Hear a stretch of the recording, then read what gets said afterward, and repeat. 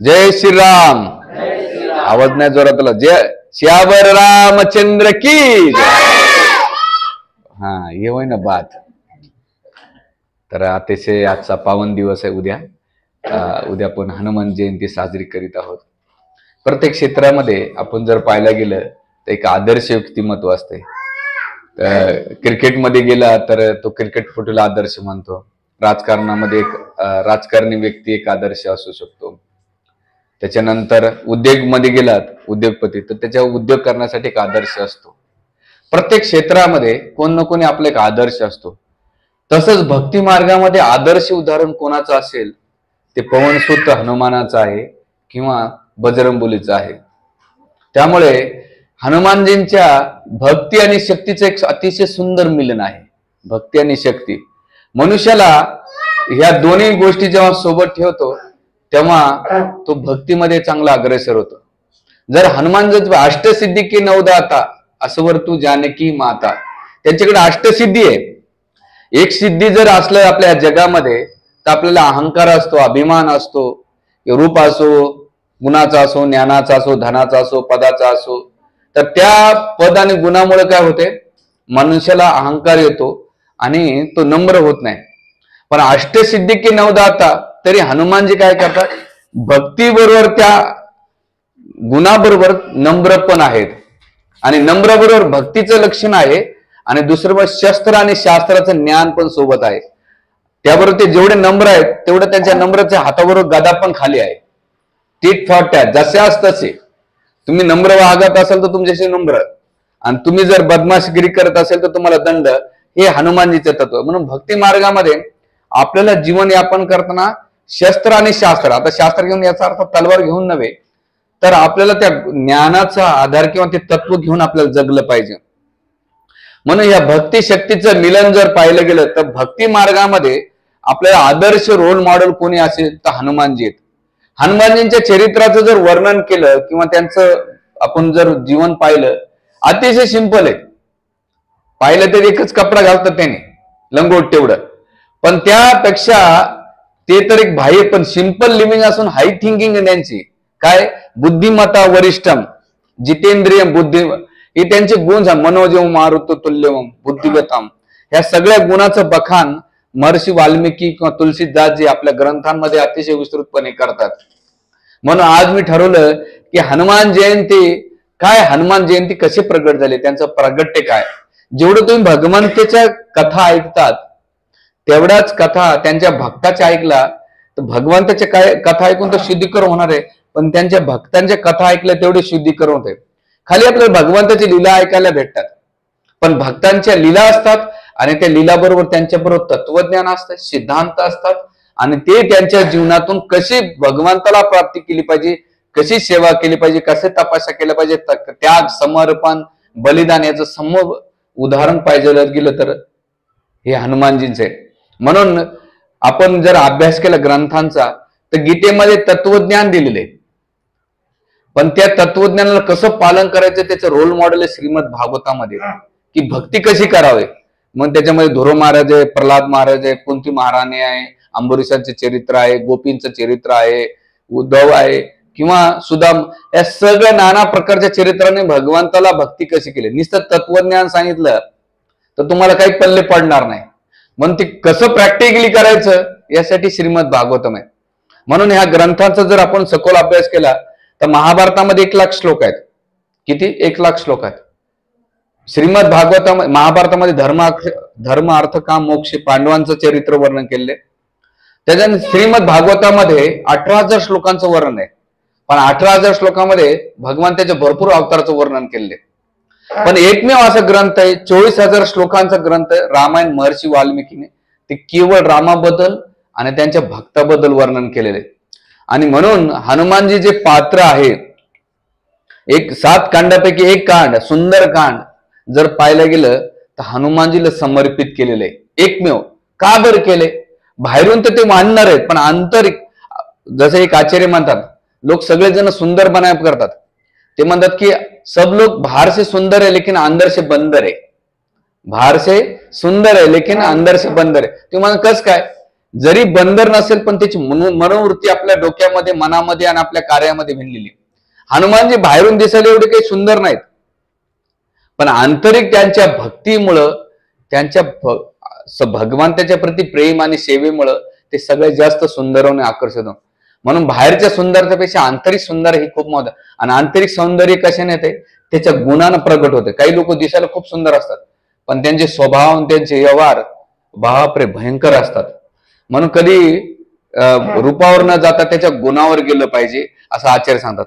म्हणून आपण आज हनुमान चरित्र किंवा हनुमानजीचं, आपण कशी हनुमान जयंती, दरवर्षी हनुमान जयंती साजरी करतो, पण आपल्या व्यक्तिगत जीवनामध्ये आपण त्यांच्याकडून काय शिकलं पाहिजे, काय नाही केलं पाहिजे याचं आपण चर्चा करूया. आणि वेगवेगळ्या पुराणामध्ये वेगवेगळ्या कथा आपल्याला ऐकायला भेटतात. जेव्हा प्रसंग येतो की एकदा दशरथ महाराजांनी मोठा यज्ञ केला, पुत्रकामेष्टी यज्ञ केला, आणि त्या पुत्रकामेष्टीमधून एक सुंदर व्यक्ती प्रागट्य झाला. अतिशय सुदृढ होता, दिसायला सौंदर्यवान होता, तेवढं त्याचे केस पण होतं, तेजसपणे त्यांच्यामध्ये जाणवत होता. आणि जाणवत असताना त्याने एक पायसम, खीर घेऊन एक परात घेऊन आले. बऱ्याच वेळा तुम्ही आपण ऐकलेलं आहे की बाबा एक गोल भांडा असतं, नाही, पायसम म्हणजे परातीमध्ये घेऊन आले. आणि ते पायसम जेव्हा दशरथ महाराज आपल्या 3 पत्न्याला, किती पत्न्या होत्या त्यांच्या? 353 पत्न्या होत्या. त्याचं 2 कारण सांगतात. एक कारण असं की जे क्षत्रिय होते, परशुरामने नाही का 21 वेळा क्षत्रियाचं निक्षेत्र करण्यासाठी ठरवलं होतं. तर त्यावेळेस जे म्हणा नारी कवच मध्ये जे लोक असतील त्यांचं मी वध करणार नाही, म्हणून 353 वेळा नाही का 350 वेळा ते आक्रमण कराले. त्यावेळेस प्रत्येक वेळेस लग्नाचे अरेंजमेंट केली दशरथ महाराज, आणि म्हणून त्याने 350 लग्न केले आणि 3 राण्या कौशल्या, सुमित्रा आणि कैकेयीचं दिलेले. तर ह्या दिल्यानंतर त्यांना खीर, ह्या 3 राण्यांना खीर वाटप केली. खीर वाटत असताना त्याच्यातून एक खिरीचं पात्र जेव्हा ते कौशल्याला देत होते, कौशल्याला दिलं होतं, आणि दुसऱ्या खिरीमध्ये वितरण करीत असताना, आता हे महर्षी वाल्मिकीच्या रामायणात येत नाही, आता अन्य पुराणामध्ये येते. तर त्यावेळेस एक गरुड नावाचा पक्षी आला आणि त्याने काय केलं, त्याच्यातले थोडीशी खीर उचलली आणि निघून गेले.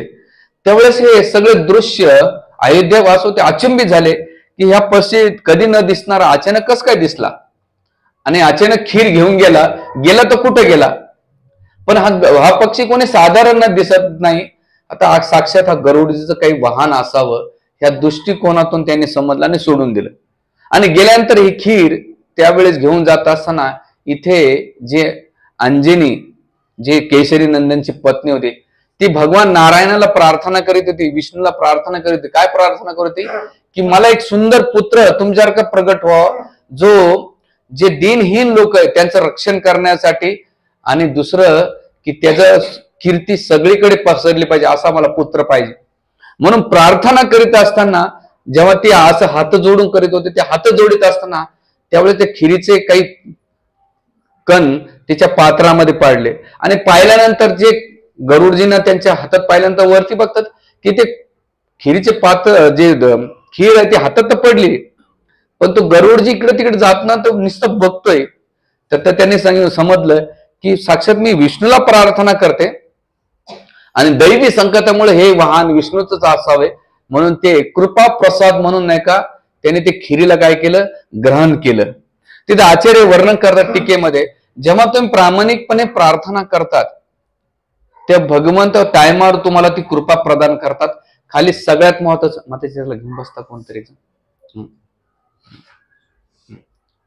त्याला काहीतरी मोबाईल लावून द्या.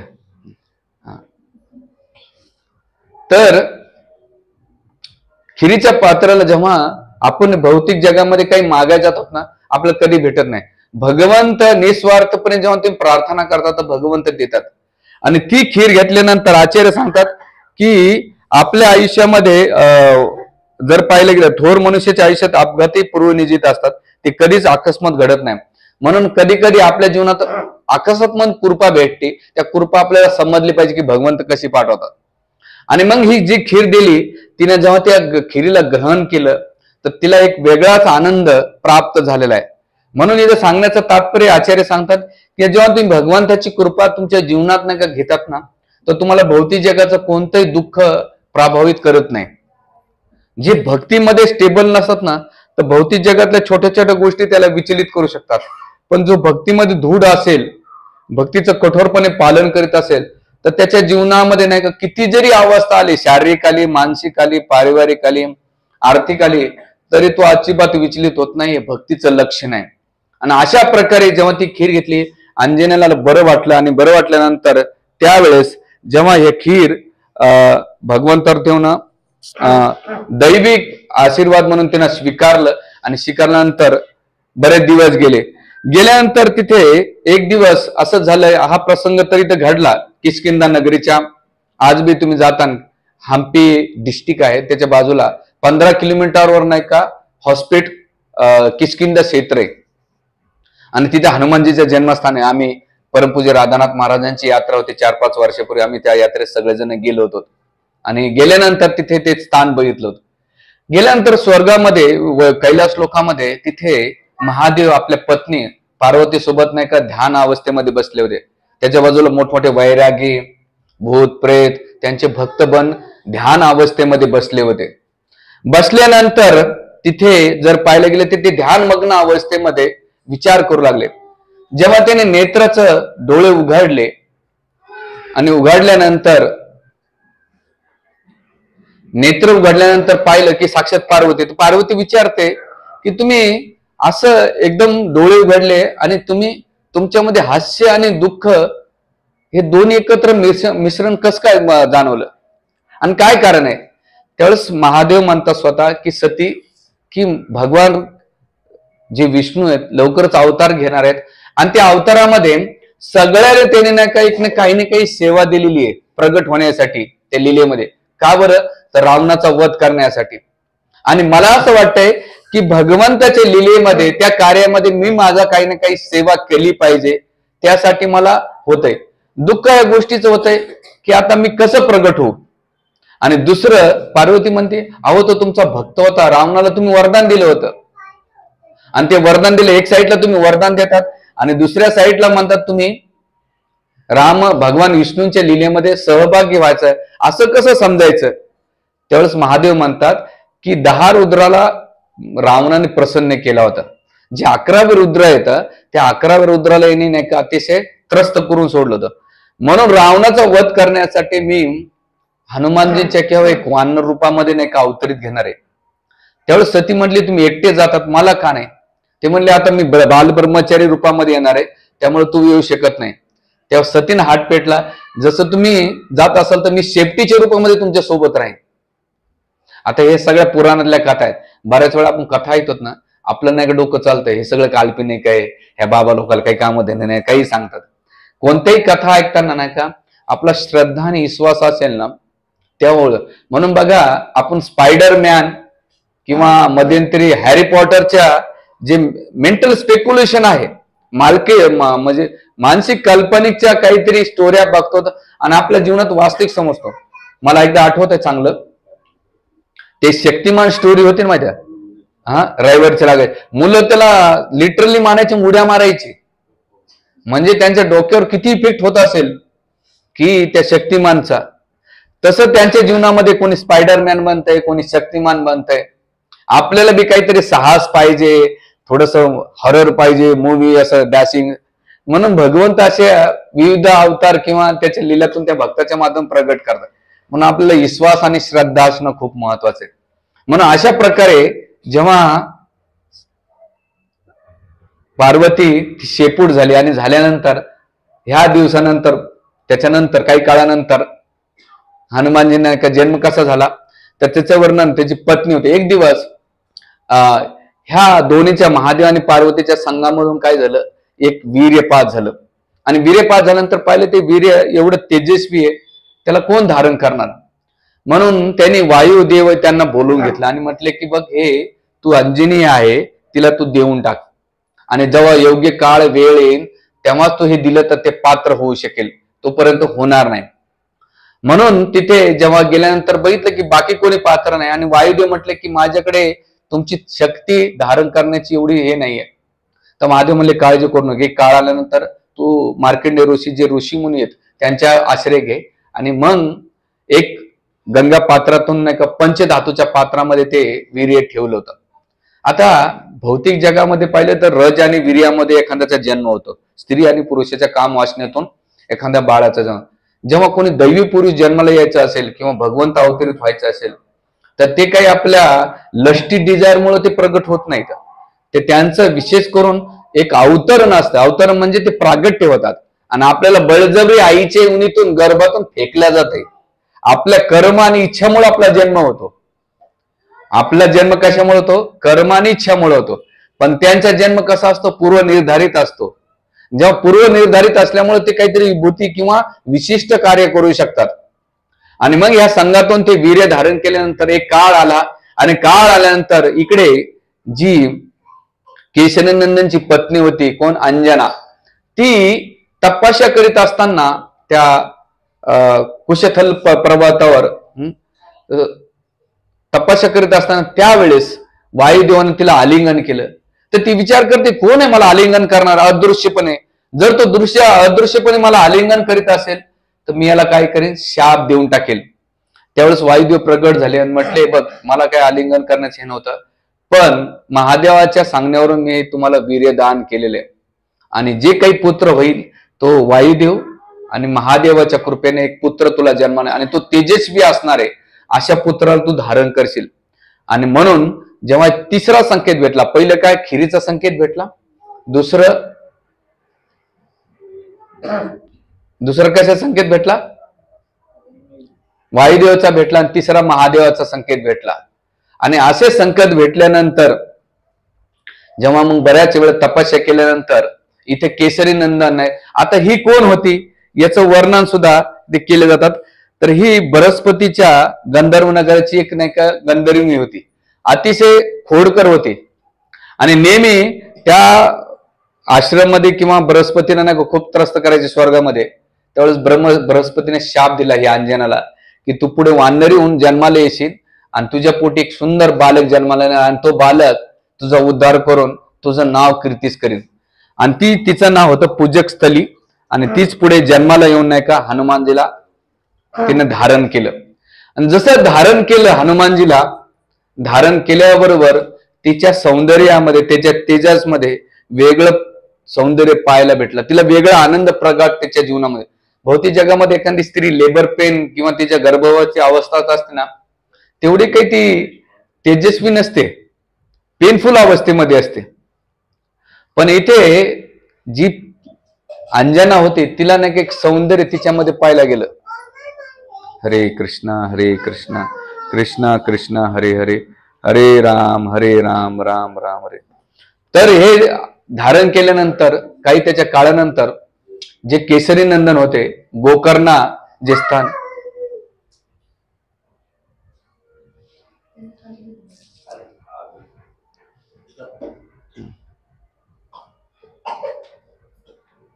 हरे कृष्ण. तर जेव्हा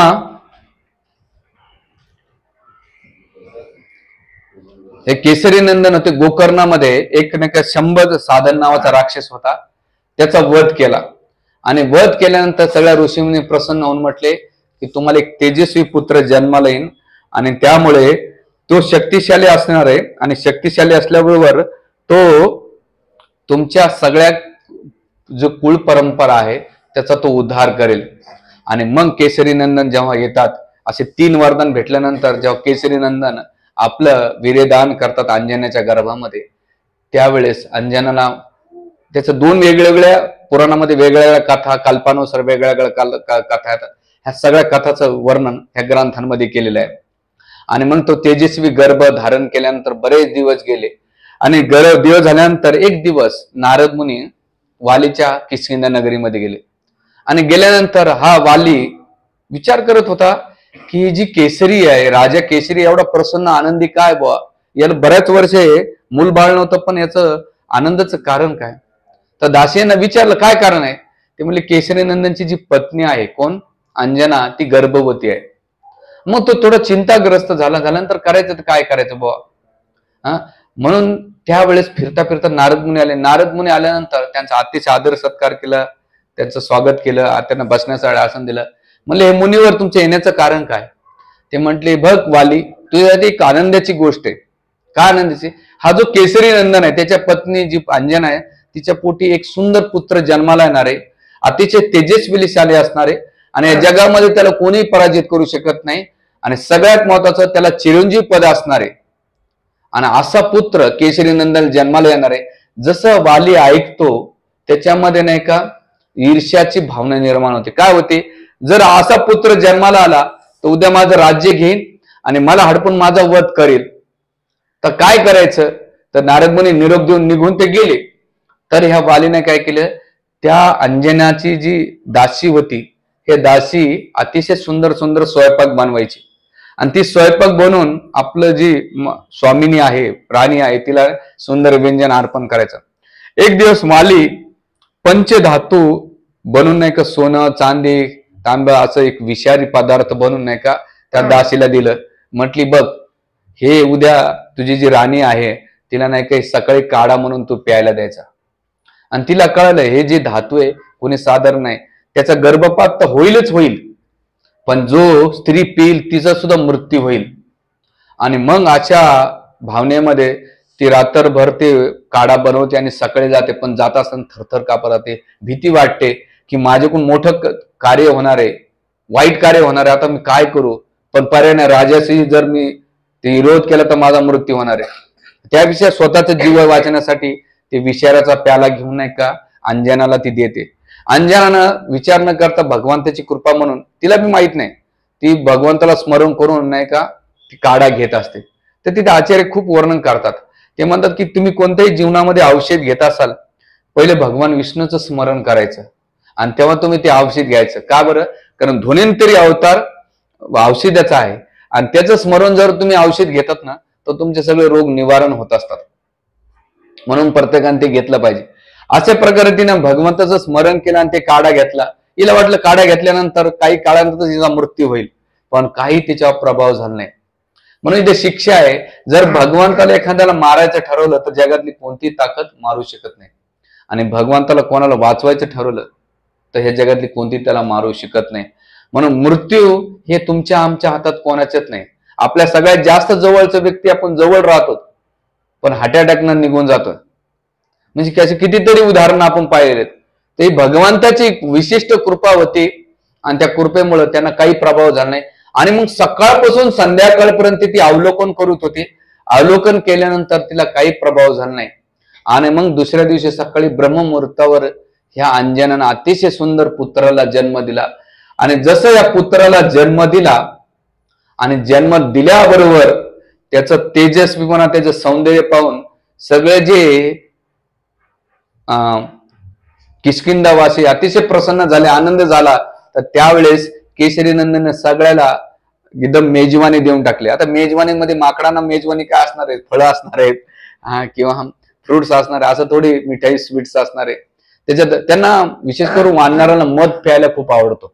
आज बी जर तुम्ही कधी खेडेगावात वानर माकडांना पाहिलं तर ते मधाचं हालून नाही का मध पितात. बरं, खूप सुंदर आहे. आता मध भेटत नाही म्हणून वृंदावनमध्ये फ्रुटी पितात माकडं.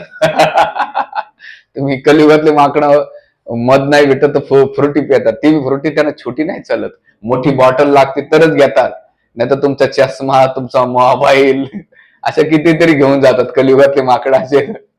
तर त्यावेळेस सगळ्याला मेजवानी दिली आणि दिल्यानंतर त्यावेळेस हा सुंदर बालक जन्माला आला आणि जसा बालक जन्माला आल्याबरोबर अंजनीच्या मांडीवर होता आणि मांडीवर असल्यावर त्यांनी उगवता आता सुंदर असं लाल स्वर्णमय कलर असलेले फळ प्रगट होताना पाहिलं. जसं होताना पाहिलं आईच्या मांडीतून डायरेक्ट छलांग मारली, उडी मारली आणि जशी उडी मारली जसं जसं जात होते ते हनुमानजी सूर्यदेवाकडे तसं तसे सगळे गंधर्व देवदेवता इंद्र नेहमी आपला आनंद सकाळी सकाळी उठल्या उठल्या त्याचं एकच काम आहे मदिरापान डान्स. जे रजगुणी पर्सन असतात ना ते सकाळी सकाळी उठलं त्याचं एकच काम आहे. जसं देशप्रेमी भक्त असतात नाही, सकाळी उठल्या लोक चहा पितात आणि हे दारू पितात. आता स्वर्गातले इंद्र काय असेल सकाळी सकाळी नृत्यामध्ये तल्लीन होते. अचानक पाहिलं की अंधार कुठंतरी पसरतोय, नृत्य थांबलंय, गायन थांबलं, झालं तर काय झालं. सगळे निशोग धावत आले, म्हणले धावत आले की एक वानराचं छोटस बाळ नाही का एका सूर्यदेवाकडे झेपवलंय आणि ते जर तुम्ही त्याचं रक्षण नाही केलं तर तो काही काळानंतर गुळंकृत करेल. असं ऐकल्यानंतर इंद्र काय करतो, आपल्या ऐरावतावर बसतो आणि ऐरावतावर बसल्यानंतर आपल्यामध्ये वज्रासन घेतो. तर त्यावेळेस हनुमानजी बघतात. आता आचार्य इथे 2 कॉन्ट्रोवर्सी सांगतात. काय कॉन्ट्रोवर्सी सांगतात? एक कॉन्ट्रोवर्सी मध्ये सांगतात की तिथे जवळ जाताना हनुवटीला फेकून मारलेलं आहे. पण विशेष करून कंबस्वामी किंवा महर्षी वाल्मिकी वर्णन करतात की त्यावेळेस सूर्यदेवाला नाही का हनुमानजीने गुळंकृत केलं होतं. आणि करीत असताना ते राहू आजूबाजूला जातो. तो म्हणतो एकमेव सूर्याला गुळंकृत करण्याचा माझा अधिकार आहे राहूला. तर हनुमानजी म्हटले तू एकट्यालाच काय, तुमच्या दोघाला गुळंकृत करतो. आणि मग दोघांना गिळंकृत केल्यानंतर तोंडामध्ये धरल्यानंतर त्यावेळेस सगळीकडे अंधकार पसरला आणि सगळीकडे सगळी जीवसृष्टी ती स्तब्ध झाली होती. त्यावेळेस इंद्राने काय केलं, आपलं वज्रासन घेतलं आणि ते पाहिलं की अरे आता हे 2 तर फळं खाल्ले, तिसरं फळ सुंदर दिसतं, पांढरं शुभ्र आहे. आणि ते पांढरं शुभ्र फळ कोण होतं? इंद्रावताचा ऐरावत हाती. त्यावेळेस इंद्राने पाहिले की हे बाळ माझ्याकडे येते, आता माझा तर नंबर नाही लागणार. म्हणून आपलं वज्रासन घेतो आणि ते फेकून मारतो. दैवगत ते कुठं न लागता नेमकं ह्या बाळाच्या कुठे लागतं? हनवटीला लागतं. जसं हनवटीमध्ये लागलं ते बाळ बेशुद्ध पडतंय आणि बेशुद्ध पडल्यानंतर बेशुद्ध अवस्थेमध्ये त्याच्या तोंडातून नाही का 2 फळ बाहेर येतात. एक म्हणजे सूर्यदेव आणि दुसरा राहू. आल्यानंतर सगळीकडे प्रकाश झाला आणि प्रकाश झाल्यानंतर राहू आणि सूर्यदेवाला प्रगट झाल्यानंतर इंद्र जातात, बघतात की अरे पडलेलं आहे. पडल्यानंतर इथे जो इंद्रदेव आपल्या हनुमानजीचे ह्या बाळाचे वडील होते वायुदेव, त्यांना राग आला. काय राग आला की माझं बाळ पहिल्यांदा जन्माला आलं, काहीतरी खाण्याची इच्छा केलंय आणि ह्या देवतांनी काय केलं, माझ्या बाळाला बेशुद्ध केलंय. आता मी काय करेन, सगळीकडे वायुदेव बंद करून टाकेन आणि सगळ्यांची हवा बंद केली. हवा ताईट केली म्हणतात ना आपल्या भाषेमध्ये, तशी हवा ताईट करून टाकली. हवा बंद केल्यानंतर सगळ्या सृष्टीचं पाहिले एक संकट जात आहे, दुसरं संकट लगेच येते. म्हणून जगात एक शिकायचंय की भौतिक जगात ती सृष्टी ना कधी स्टेबल नसणार आहे आणि ती तुम्हाला स्टेबल सुद्धा ठेवणार नाही. तुम्ही सत्यलोकात जा. सत्यलोकात मध्ये कोण होतं? रावण आणि हिरण्यक्ष आणि हिरण्यकशिपू. त्रेतायुगामध्ये घ्या रावण आणि रामचंद्र होते. द्वापर युगामध्ये घ्या दुर्योधन पांडव होते. सगळीकडे येऊन तुम्ही स्वर्गात जरी झाला तर तुमच्या आजूबाला तुम्हाला त्रास देणारे लोक भेटणारच आहेत. असं कोणतंही स्थान नाही की तिथून तुम्हाला नाही का मुक्तात होत. असं एकदा एका शिष्याने शिलप्रभुपादाला विचारलं, का हो प्रभुपाद, जगातल्या सगळ्यात समस्या कधी सॉल्व्ह होतील? ते म्हणतात, शिलप्रभुपाद म्हणतात, जेव्हा महाविष्णू श्वास घेईन ना आपल्या नाकामध्ये, म्हणजे महाप्रलय होईल ना, तेव्हा जगातले प्रॉब्लेम सॉल्व्ह होणार. तोपर्यंत होणार नाही. म्हणून ह्या आशेमध्ये कधीच राहायचं नाही की माझं जीवन स्टेबल राहील. जसं मी काल रामकथा करीत होतो, दशरथ महाराजाकडे सगळं काही होतं पण एक गोष्ट नव्हती, ते म्हणजे पुत्र नव्हता. म्हणून 5 बोट जर पाहिले ना ते परिपूर्ण कधीच, म्हणून सृष्टी आपल्याला कधीच परिपूर्ण नाही ठेवत. एक तर धन देतय, पुत्र नसतात.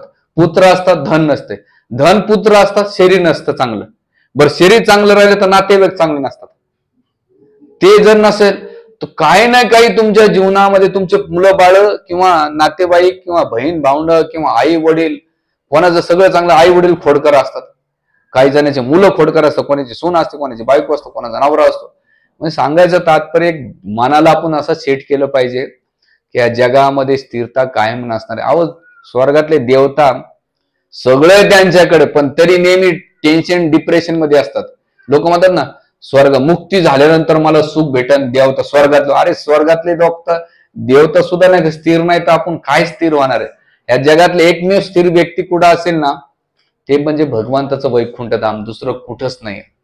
म्हणून असे देवता विचलित झाल्यानंतर सगळीकडे हवा बंद झाली. बंद झाल्यानंतर आता इंद्र, बाकीचे चंद्र, सूर्यदेव सगळे विचार केलं तर करायचं तर काय करायचं, हवा बंद झालेली. तर पर्याय काय? ते म्हणजे वरिष्ठाकडे जाऊया. आता याच्या पहिले आपण जे डिसिजन घेतले ते आपल्या मनानुसार घेतले, पण आता ब्रह्माजीकडे जाऊ. ब्रह्माजीकडे गेल्यानंतर ब्रह्माजीला विचारलं असं का झालं? ते म्हटले की तुम्ही न विचारताच काही चुकीचे कार्य करता की लगेच तुमचे कोण सॉल्व नाही झाले की माझ्याकडे येतात. पण तुम्ही वायूचे पुत्र आहे त्याच्या प्रती तुम्ही अपराध केलेला आहे. आता तुम्ही सगळेजण चला आणि तिथे गेल्यानंतर माफी मागा, नंतरच तुम्हाला त्याच्यातून मुक्तता होईल. आणि मग सूर्य चंद्र ब्रह्माजी सगळे त्या गुफेमध्ये गेले आणि वायुदेवाला विनंती केली की तुमच्या बाळाला काही होणार नाही, चिंता करू नका. त्यावेळेस ब्रह्माजी काय करतात, आपल्या कमंडलूचं पाणी घेतात आणि त्या बालकाच्या अंगावर शिंपडून टाकतात. जसं शिंपडून टाकल्यानंतर त्याच्यात नवीन तेजस्वीपणा आणि ते टवटवीतपणा, लगेच ते बाळ प्रगट आपलं सचेत अवस्थेमध्ये आलं. जसं सचेत अवस्थेमध्ये आल्यानंतर त्यावेळेस ब्रह्माजी म्हणतात की तुला वज्र तुझ्या हनवटी लागला म्हणून आजपासून तुझं नाव असेल हनुमान. दुसरं तुझं नाव असेल मारुती. मारुत म्हणजे जे वायुदेव आहेत त्यांना मारुत म्हटल्या जाते. आजपासून तुझं नाव काय, मरुतपुत्र किंवा मारुती नावानं घोषित केलं जाईल. तिसरं नाव असेल तू केसरीच्या पोटी जन्माला आला म्हणून तुला काय केलं, केसरी नंदन. अंजनाच्या पोटी जन्माला आला म्हणून अंजने किंवा अंजनी पुत्र म्हणून तुम्हाला नाव घोषित केलं जाईल. आणि त्यावेळेस असे सगळे वरदान दिल्यानंतर आणखीन एक वरदान दिलं की मी माझे कोणी वरदान देतो, जोपर्यंत मी आहे तोपर्यंत हे बालक राहील. म्हणजे चिरंजीव पद मी याला प्रदान करतो. जगातलं कोणतंही अस्त्र शस्त्र कोणती वस्तू त्याला स्पर्श करू शकत नाही. आणि सगळ्यात जास्त म्हणजे जेव्हा मी याला एक अलंकार देईन, काय अलंकार देईन, गळ्यामध्ये एक असा अलंकार घालेन, हा अलंकार जो ओळखीन हा त्याचा स्वामी असणार आहे आणि तोच त्या स्वामीची सेवा नित्यानंत करीन. आणि ते स्वामी कोणी नसून साक्षात भगवान विष्णू रामचंद्राच्या रूपामध्ये अवतरित होतील आणि त्याचा नित्य सेवक म्हणून मी असं वरदान देतो. आणि हे वरदान दिल्यानंतर बाकीचे देवदत्त म्हटले आता चला, तर ब्रह्माजी नाही म्हटले नाही. तुम्ही म्हटले कामापुरते मामा आहेत, आता तुम्ही इथे आला तुमचा प्रॉब्लेम सॉल्व्ह याचा नाही, आता तुम्ही काय प्रत्येकानं वरदान द्या. तर कोणी काय काय वरदान दिलं इथं आचार्य वर्णन करतात की प्रत्येकाने हनुमानजीला एक एक वरदान दिलं. अश्विनी कुमारांना काय दिलं की या जगातलं जे लता रोगाचं उपचार करण्याचा त्यांना दिलंय. म्हणून जे रोग झाला हनुमान चालीसा वाचलं तर रोगाचं निवारण होतं. तुम्ही जसं हनुमान चालीसा त्यानंतर इंद्रानं प्रसिद्धी होईल असा आशीर्वाद दिला की इंद्र काय म्हटले की हनुमानजी जोपर्यंत सूर्य तारे असेल पृथ्वी असेल तोपर्यंत हनुमानजीची प्रसिद्धी कायमस्वरूप आहे. म्हणून बघा सगळ्यात जास्त फेमस देवता कोणी असेल तर हनुमान आहे.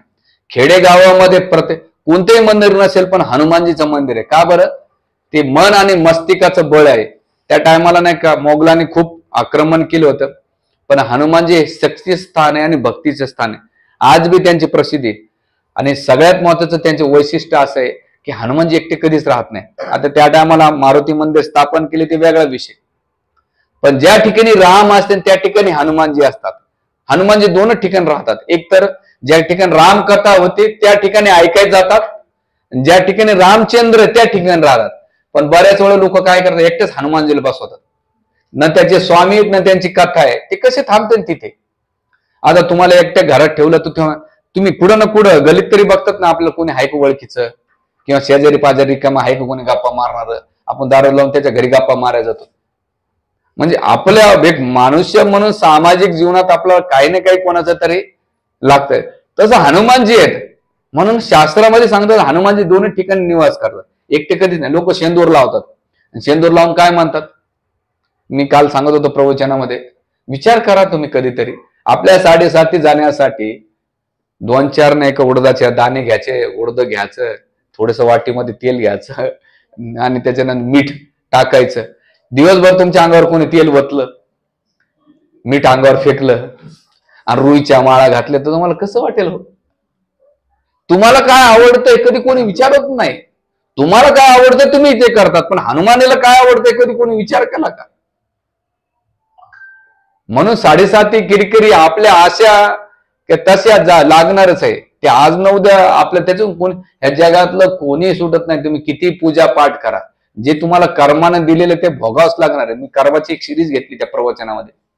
सांगायचा मुद्दा असा आहे की त्यांना काय आवडतं ते विचार करा ना. त्यांना तेल वाचण्यापेक्षा, आणि शेंदुराचा प्रसंग कोणत्या रामायणामध्ये नाहीये, हे लोककथेमधून घेतलेले. आता 2 कथा असतात, एक लोककथा असते आणि ग्रंथ कथा असतात. पण लोककथेमध्ये सिंदूरचा प्रिन्सिपल असा आहे की एकदा हनुमानजी सीतामाई नाही का अंगाला नाही का आपल्या मस्तकामध्ये सिंदूर भरत होते. तर हनुमानरायाने विचारलं, माते तू सिंदूर का भरते? तर त्यावेळेस ते निरागस होते, इनोसेंट होते. ते म्हटले की मी सिंदूर लावलं की माझ्या पतीचं ऐश्वर्य, आपलं आयु वाढतंय. ते म्हणतात की तू एवढा सिंदूर लावला, माते एवढा सिंदूर लावलं तर एवढं आयु वाढतंय. मी एकच काढतो. जातात आणि अख्खा सिंदूर अंगाला लावतात. आणि जेव्हा सिंदूर लावून येतात तर सीतामा म्हणली काय आहे? ते म्हणे माता एवढं सिंदूर लावलं, भगवंत एवढं रामचंद्र प्रसन्न होतात, तर मी लावल्यानंतर भगवान रामचंद्र. आणि जसे ते जातात याच्यामध्ये सभेमध्ये सगळेजण हसायला लागले. हे काय विचित्रपणा करून आलेले. त्यांना लोक काय म्हणतात याच्यापेक्षा माझे भगवंत किती प्रसन्न होतात याच्यावर चांगला जोर होता. आणि आपलं उलट आहे. आपण माळा घेतलं तर लोक काय म्हणतील, हो आपण जप करायचं का नाही, सत्संगाला जायचं का नाही. आपण आपली मेंटॅलिटी घेऊन येतो. आपण लोकांच्या नजरेत बनण्याचा प्रयत्न करतो. पण जे शुद्ध भक्त असतात ना, ते लोकांच्या नजरेपेक्षा भगवंताच्या नजरेत बनण्याचा प्रयत्न करतात. तुम्हाला ठरवायचे लोकांच्या नजरेत बनायचं का भगवंताच्या नजरेत. भगवंताच्या नजरेत बनायचं असेल तर जगातल्या सगळ्या गोष्टी निग्लेक्ट करीत चाल. कोण काय म्हणतंय त्यापेक्षा भगवंत काय म्हणतात हे महत्वाचे. तर असे हनुमानजी जर त्यांना एकेकानं वरदान दिलं आणि दिल्यानंतर त्याच्यानंतर जे विश्वकर्मा होता त्याने वास्तुशिल्पाचं त्यांना ज्ञान दिलं. त्याच्यानंतर जे अश्विनी देवता आहेत त्यांना नाही का बुद्धी आणि औषधाचं ज्ञान दिलं. त्याच्यानंतर वायुदेवानं सांगितलं सगळ्यात अतिवेगानं तुम्ही कुठे जाऊ शकणार, मी असं वरदान देतो. त्यानंतर अग्निदेवानं हे सांगितले की माझी अग्नी तुम्हाला कधी स्पर्श करणार नाही. आणि त्याचं उदाहरण काय, जेव्हा लंकेमध्ये रावणाने आग लावली त्यावेळेस त्यांना स्पर्श नाही केला. का बरं, तर अग्निदेवानं वरदान दिलं होतं. त्याचबरोबर इथे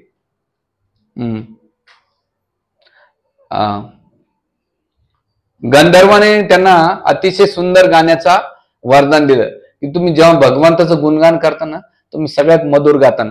असं प्रत्येकानं एक एक वरदान दिल्यानंतर हनुमानजी प्रसन्न झाले, निघून गेले. आणि गेल्यानंतर ब्रह्माजीने आणखीन एक वरदान दिलं, आजपासून तुम्ही बजरंगी असणार आहे. हे पण नामकरण केलं. आणि एवढं नामकरण केल्यानंतर हनुमान राया एवढे उस्खलन झाले, एवढे मस्तीखोर झाले की त्यांना त्यांच्या शक्तीचा एवढा की जे वाटेल ते दिवसभर खोड्या करायचं काम आहे. आणि त्या खोड्या करण्यामध्ये जर पाहायला गेलं तर ते काय करायचे, तर अस्वस्थ वानर एक दिवस काय झालं, ते केसरी नंदन जे होते त्यांनी विचार केला की माझं बाळ अचानक आज शांत गांत झालंय, याचं कारण काय. हे कधी धड चालताना येताना पाहिलं नाही, एक तर उड्या मारायचं, नाचत बांगडत, किंवा कधी हे शांत नाही. पण आज एकदम शांत, निरागसपणा, शांतपणा, हे जाणलं काय. आणि मग आचार्य तिथे स्टोरी सांगतात त्याचं कारण असं झालं की हनुमान राया जेव्हा लहानपणी त्यांना शक्ती भेटली आणि शक्ती भेटल्यानंतर ते काय करायचे, नदी काठी जायचे. नदी काठी गेल्यानंतर जे ऋषीमुनी कपडे काढायचे ते कपडे काढून ठेवल्यानंतर त्या ऋषीमुनीच्या कोपीन किंवा कपडे फाडून ठेवायचे. किंवा काही कपडे त्या झाडावर लटकून ठेवायचे. ते ऋषीमुनी बिचारे आंघोळ करून यायचे तर दिवसभर नग्न अवस्थेमध्ये कपडे वरती जावं तर लोक हसायचे, पाण्यात राहावं तर दिवस थंडी. दुसरं असं झालं की एकदा काही ऋषीमुनी आंघोळीला गेले तर ते आंघोळ करताना खूप ध्यान लावायचे. हनुमान राय वाटायचे एवढे ध्यान कस का लावतात हे, तर गेल्यानंतर त्यांचे पाय वाढायचे. कधी पाय वाढायचे. आणि त्याच्यानंतर कधी कधी ते काय करायचे, मजा म्हणून नाही का, आंघोळीला गेल्यानंतर ज्या झाडाखाली बसलेले असायचे त्या बसल्यावरच्या वरचे फळं तोडून त्यांच्या अंगावर फेकून मारायचे किंवा फांट्या तोडून त्यांच्या अंगावर टाकायचे. अशा सुंदर सुंदर ते करीत असताना ह्या माकडानं कधी कधी ज्या ठिकाणी हे जायचे ऋषीमुनी, तर काही ऋषीमुनी जेव्हा आंघोळ करायचे त्याच्या पाठकुळी जाऊन बसायचे. ते बिचारे गायत्री मंत्र करायचे आणि बसून याच्या पाठीवरून त्याच्या त्याच्या उडी मारायचे. हे ऋषीमुनींचं कधी ध्यान लागत नव्हतं. एक तर कपडे फाटायचे, कधी पाय खेच, कधी पाय खेचता खेचता एखाद्या ऋषीला पाण्यात बुडवायचं, दुसऱ्या पाण्याला ऋषीला वरती काढायचं की ह्या पाण्याला बुडवायचं. असं करता करता हे ऋषीमुनी एवढे हातबल झाले, एवढे वाईट टाकले. आणि बाकीचे सर्वसाधारण मनुष्य घाबरायचे. का, यांना लौकिक शक्ती असायची, ते शाप नको द्यायला म्हणून सर्वसाधारण मनुष्य ऋषीमुनीपासून दूर राहायचं. पण हे जे वानर होते, बालक होतं, अतिशय उस्खलन होतं. आणि त्यामुळे ऋषीमुनी एवढे वैतागून गेले तर करायचं तर काय करायचे.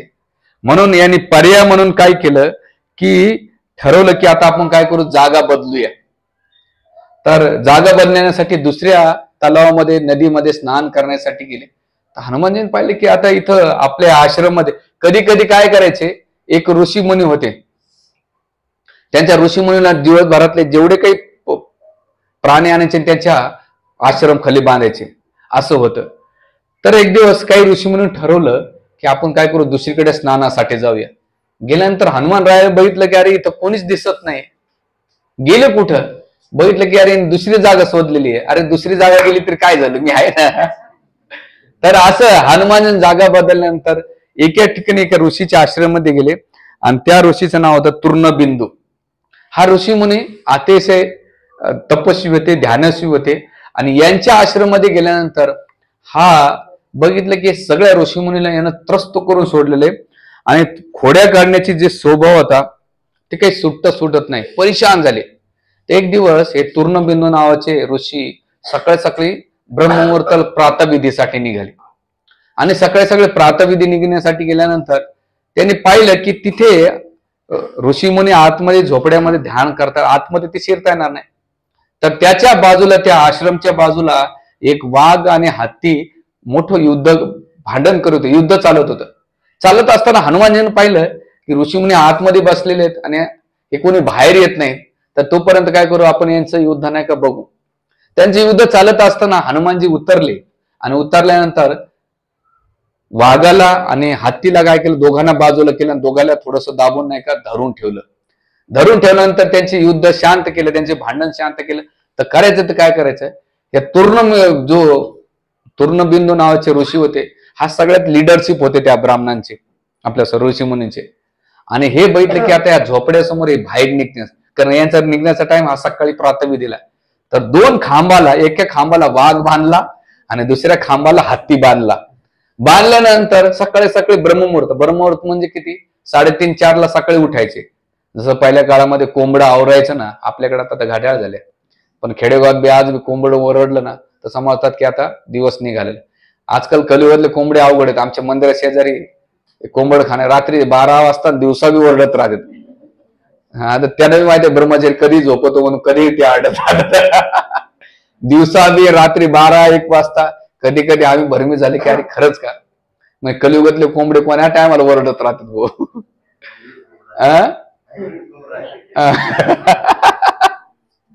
तर असं जेव्हा ते सकाळी उठले प्रातविद्या तूर्णबिंदू नावाचे ऋषी, जसे ते बाहेर टाकणार तर बघितलं की ज्या खांबाला बांधलं तिथे तो वाघ डरकाळी फोडतोय. आणि यांना प्रातविधीचं जो शौचक्रिया ती जोरात आली, काय करायचं, खूप वेदना होत होत्या. त्यांनी जसं ते पाहिलं तांब्या सुटला आणि आतमध्ये लपून बसले. बसल्यानंतर दुसऱ्या रस्त्यातून बाहेर निघणार तर त्याने पाहिलं की दुसऱ्या कुटीच्या बाजूला तो हत्ती बांधलेला आहे. बांधल्यानंतर बघितलं की अरे एवढं पोटाचा त्रास होतो, एक साईडला वाघ एक साईडला हत्ती, करायचं तर काय करायचं. हनुमानजी हे दृश्य बघत होते की आता ऋषीमुनींचे काय हाल होते. म्हणून बराच वेळ गेल्यानंतर हनुमानजीने काय केलं, त्या दोन्ही पशुला बाजूला घेतल्यानंतर बाकीच्या ऋषीमुनी ज्या ठिकाणी ध्यान तपासायला लागले होते त्या मुद्दाम त्यांच्या ध्यान अवस्थेमध्ये दोघांना सोडून दिलं. जसं सोडून दिले सगळे काही ऋषी इकडे पळ, झाड चढ कोणी इकडे पळ, कारण ते हत्ती आणि वाघ आल्यानंतर काय अवस्था होती बघितलं. एकतर हे माकड एवढं त्रास देत आहे, त्याच्या उच्चापती असं की सगळे पशु प्राणी आमच्या अंगावर सोडत आहे, करायचं तर काय करायचं. म्हणून सगळ्या ऋषीमुनीनं एक बैठक घेतली, मीटिंग केली, याचा काहीतरी बंदोबस्त केला पाहिजे. आणि म्हटले याचं कारण काय बुवा, हा एवढा मस्तीखोर एवढा त्रस्त करतो, याचं कारण एकमेव आहे, सगळ्या देवदेवतांना यांना शक्ती दिली आणि त्या शक्तीचा काय झालेला अभिमान गर्व झालेला आहे. आणि आज आपण याला हे नाही केलं, नियंत्रित नाही केलं तर भविष्यामध्ये हा घातक ठरणार आहे, आपल्या ध्यान धर्म तपस्याला आपल्याला बाधक ठरणार आहे. तर काय करायचं, सगळ्या ऋषीमुनी एकत्र केलं आणि त्यांना शाप दिलाय. तूर्णबिंदू नावाच्या ऋषीने शाप दिला, काय दिलाय की तुम्हाला मी अशी ती शक्ती, जेवढ्या शक्त्या घेतल्या तुमचं स्मरण होईल आणि जेव्हा गरज राहील तर कोणीतरी प्रामाणिक व्यक्ती येऊन तुम्हाला स्मरण करून ती शक्ती तुम्हाला प्राप्त होईल. आणि जसा असा शाप दिल्यानंतर हनुमानराय एवढे शांत झाले, त्या सगळ्या शक्ती विसरून गेले आणि ते विचार करतात की मी ऋषीमुनीच्या आश्रमामध्ये काय करतोय, हे ऋषीमुनी माझ्याकडे असं का बघतायत. आणि ऋषीमुनीला नमस्कार करतात, कसे ऋषीमुनी. तर त्यावेळेस हे सगळे विचार करू लागले. काही क्षणातच काय त्यांचा भाव बदललेला आहे आणि काही क्षणानंतर दिलेलं आहे. म्हणून तिथे आचार्य एक वाक्य खूप चांगलं म्हणतात, काळ नाही का तुम्हाला सगळ्या गोष्टी शिकवतो. कोणी शक्तीचं बळ करायचं नाही, पैशाचा अहंकार करायचा नाही, रूपाचा अहंकार नाही करायचा. आज जरी तुम्ही मोठमोठ्या डिंग्या मारत असाल, पण प्रकृती तुम्हाला नाही काळ नाही का सगळ्या गोष्टी विसरायला होतो.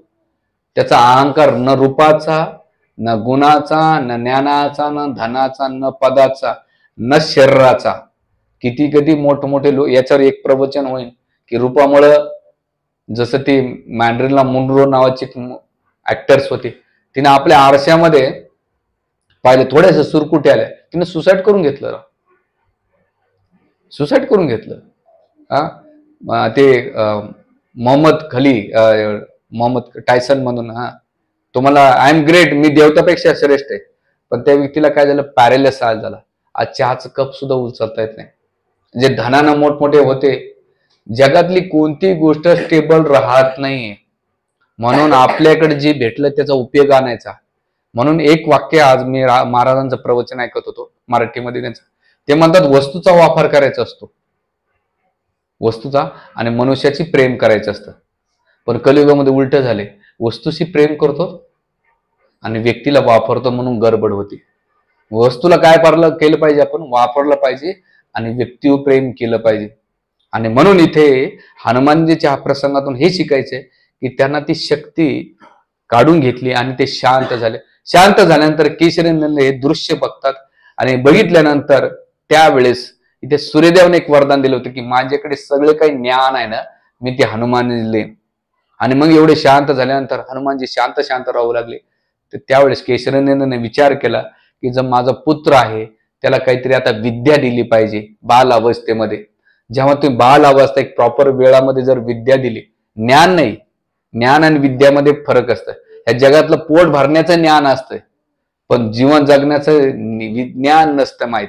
तुमच्या शाळेमध्ये पुस्तकी किड्याचं ज्ञान आहे, पण जीवन जगण्याचं ज्ञान नाहीये, संस्काराचं ज्ञान नाही, व्यवहारात कसं राहायचं हे ज्ञान नाही. केवळ पुस्तकी पिढी बनतात. म्हणून आचार्य तिथे टीकेमध्ये लिहितात की कधी पण आपण मुलांना पुस्तकी ज्ञानाबरोबर व्यावहारिक ज्ञान, अध्यात्माचे ज्ञान दिलं पाहिजे. त्यामुळे सर्वांगी विकास त्या व्यक्तीचा घडला जातो. आणि मग हनुमान जेव्हा शांत झाले तर केशरीनंदन त्यांना कुठं पाठवायचं, त्यावेळेस हनुमानजी एकच विचार करतात की ज्या सूर्यदेवाला मी गिळा केलं होतं त्याच आता सूर्यदेवाकडे मी जाऊन काय केले पाहिजे, ज्ञान प्राप्त केले पाहिजे. आणि मग ते जेव्हा सूर्यलोकात गेले, ते गेल्यानंतर सूर्यदेव पहिल्यांदा घाबरले की आता पुन्हा मला गळकृती येणार का. तर त्यावेळेस ते म्हटले की नाही नाही, मला तुमच्याकडून, तुम्ही मला जो आशीर्वाद दिला होता मला तुमच्याकडून ते ज्ञान पाहिजे. तर त्यावेळेस सूर्यदेव म्हटले की माझ्या वर्गामध्ये सगळे विद्यार्थी भरलेले आहेत, आता बसायला जागा नाहीये, तर करायचं काय करायचं. ते म्हणतात की एकच जर ज्ञान घ्यायचं असेल तर जसं जसं सूर्य फिरेल तसं तसं काहीतरी पर्याय. तर हनुमानजी म्हटले हरकत नाही, जसं जसं तुम्ही फिरता त्या फिरण्याबरोबर मी तुमच्याजवळ फिरा आणि ज्ञान प्राप्त करेन. आणि म्हणून सूर्य जेव्हा फिरतो त्याच्या आजूबाजूला हनुमानजी फिरून फिरून त्यांच्याकडून आले. असा स्टुडंट पाहिजे. आज कलियुगामध्ये मारून झोडून नाही का करावं लागते, नाही होत. कधी कधी कलियुगामध्ये पॅरेंट्स येतात ना, हो प्रभूजी आमचा मुलगा असं झालं पाहिजे, असं झालं की नारळ झाडा केळं लागले पाहिजे, मागे पण सांगितलंय, संत्रे बी लागली पाहिजे, मोसंबी लागली पाहिजे, त्याच्यानंतर अंगूर बी लागली पाहिजे. एका झाडाला सगळ्या अपेक्षा कसं काय करतात. त्याची इच्छा काय, त्याचा पिंड काय, त्यानुसार त्याच्याकडे पाठवा. आपण बळजबून हाणून मारून बनवायचं काम केलेलं. म्हणून सांगण्याचं तात्पर्य एक आहे की अशा हनुमानजींच्या अतिशय सुंदर सुंदर, म्हणून हनुमानजीने सूर्यदेवाकडून ते ज्ञान प्राप्त केलं. आणि मग पुढे याचं वर्णन कुठे येतं माहितीये का, जेव्हा रामचरित्र मानसमध्ये आपल्या भगवान रामचंद्र पहिल्यांदा भेटतात हनुमानजीला, ते म्हणतात की हा कोणी साधारण दूत नाहीये, याने ऋग्वेद, अथर्ववेद, सामवेद याचा अभ्यास केलाय.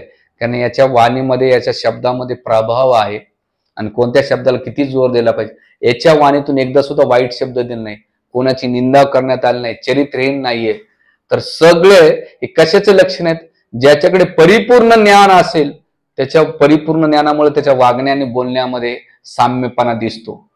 म्हणून आपल्याला पण आपल्या जीवनामध्ये चांगलं जर घडायचं असेल, असं काही मशीन नाही की त्याच्यामध्ये जसं चिखल टाकलं तसं मूर्ती बनते.